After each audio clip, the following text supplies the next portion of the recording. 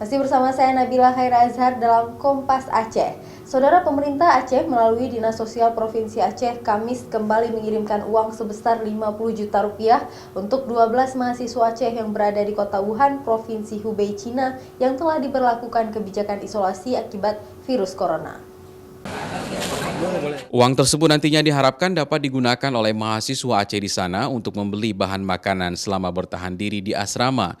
Selain itu, mahasiswa juga diharapkan terus memberikan informasi kondisi mereka di sana, sekaligus menunggu keputusan pemerintah terkait evakuasi mereka dari Wuhan.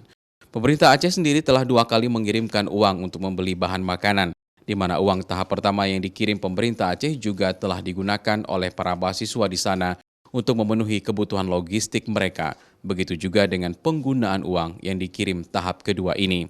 Kepala Dinas Sosial Aceh Al-Hudri menyebutkan data yang mereka peroleh bahwa tercatat sebanyak 62 orang mahasiswa Aceh yang sedang menempuh pendidikan di Cina.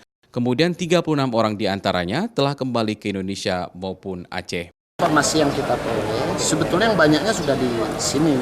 Tinggal hanya 12 tambah 7 ya. 7 masih di sana. Ini pun nanti coba kita cek kembali. Kita ikuti terus perkembangan. Dan saya mengucapkan apresiasi ini kami dengan dari pemerintah Aceh ya, apresiasi kepada adik-adik kami yang sudah berinisiatif ya untuk kembali.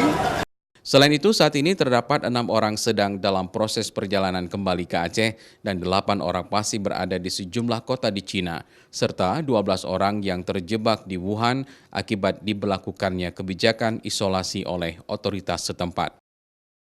Syahril, Kompas TV, Banda Aceh.